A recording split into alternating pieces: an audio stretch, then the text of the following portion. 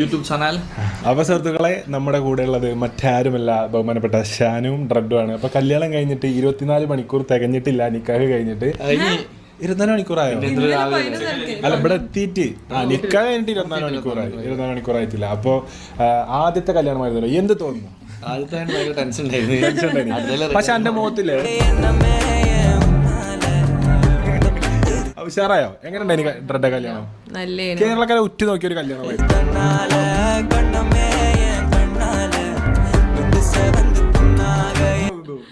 അൽഹംദുലില്ലാ നല്ലേ നടന്നു. ഞാൻ വിചാരിച്ച ആകെ എന്തെല്ലോ ആക്കുന്ന് നമ്മള് ഫ്രണ്ട്സ് എല്ലാം ബിക്കോസ് കല്യാണ വീഡിയോ ഒക്കെ സൂപ്പറായില്ലേ? ഓ നല്ല കുതിര സ്വപ്നം നടന്നില്ല. നടത്തും. ഹാപ്പി അല്ല? അപ്പൊ അപ്പൊ എങ്ങനെ സമ്മാനങ്ങൾ ഇഷ്ടപ്പെട്ടാ? ഭയങ്കര ഇഷ്ടപ്പെട്ടു. അപ്പൊ ഞാൻ എന്തായാലും കുറച്ച് കഴിഞ്ഞിട്ട് റിവ്യൂ പറയാം.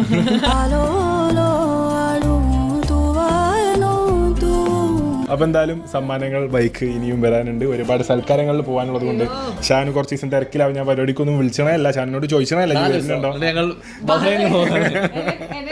നേരെ മറ്റേ പ്രവാസിയുടെ ഭാര്യയാവാൻ പോകണേ.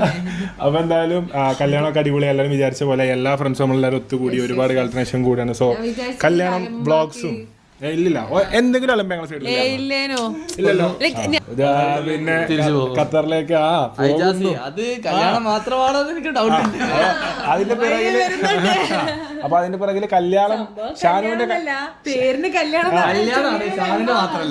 ഷാനുവിന്റെ കല്യാണം ആണെന്നുള്ള പേരില് മറ്റ് പലതിനും നാട്ടിൽ വന്നു, എന്നിട്ട് പോകുന്നു. അപ്പൊ എന്തായാലും അതാണ് കല്യാണത്തിന്റെ വിശേഷങ്ങൾ. അപ്പൊ ഇനിയിപ്പം ഡ്രഡിന്റെ വീട്ടിലത്തെ പെണ്ണിന്റെ വീട്ടിലത്തെ പരിപാടികളെ കഴിഞ്ഞിട്ടുള്ളൂ. ഇൻഷാല്ല ചെക്കന്റെ വീട്ടിലത്തെ കുറച്ച് പരിപാടികൾ ഞങ്ങൾക്ക്. പക്ഷെ ഷാനുവിനോട് ഇന്നലെ പറഞ്ഞേ, ഇന്നലെ ഇളക്കിനെ വിളിച്ച് റിസപ്ഷൻ ഒന്നും ഉണ്ടാവില്ലട്ടാ,